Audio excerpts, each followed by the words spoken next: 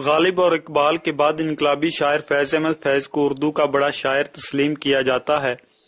انہوں نے ایک میم ایلس جار سے شادی کی تھی جو 20ویں صدی کی تیسری دہائی میں رضاکار کے طور پر متحدہ ہندوستان میں تشریف لائی تھیں۔ ان کی ایک بہن کی شادی سابق گورنر پنجاب سلمان تاثیر کے والد ایم ڈی تاثیر سے ہوئی تھی۔ فیض احمد فیض ان دنوں M O college Amritsar college میں پڑھاتے تھے۔ فیض احمد فیض کا نام اور شخصیت اپنے ہم عصروں میں نمایاں ہو چکا تھا۔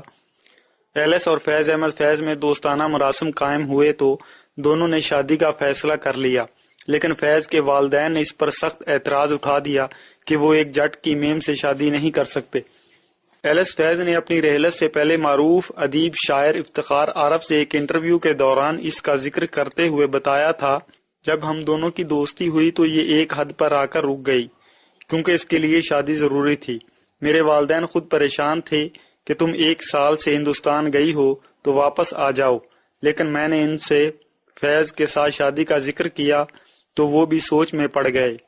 بہرحال کہا ٹھیک ہے تم خود دیکھ لو۔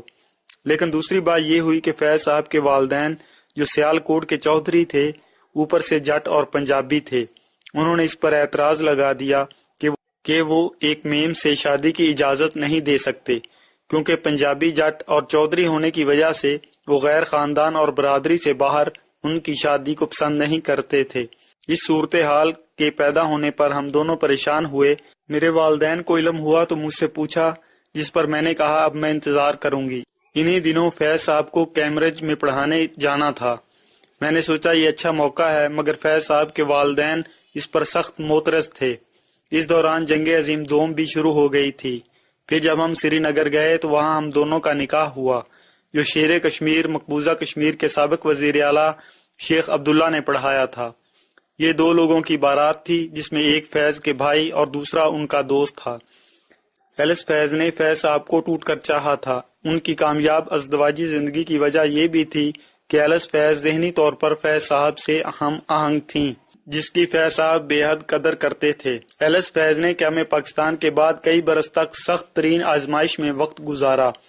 فیض صاحب پر بغاوت کا مقدمہ بھی بنا۔ صحافتی اور پیشہ ورانہ ذمہ داریوں کے دوران انہیں سخت مالی اور ذہنی آزمائش کا زمانہ دیکھنا پڑا، لیکن ایلس نے ماتھے پر شکن تک نہیں ڈالی، بلکہ پاکستان میں انسانی خدمت، خاص طور پر ہیومن رائٹس کمیشن کے بانی رکن کی حیثیت سے بے مثال خدمات سر انجام دیں۔ ان کا انتقال 2003 میں ہوا۔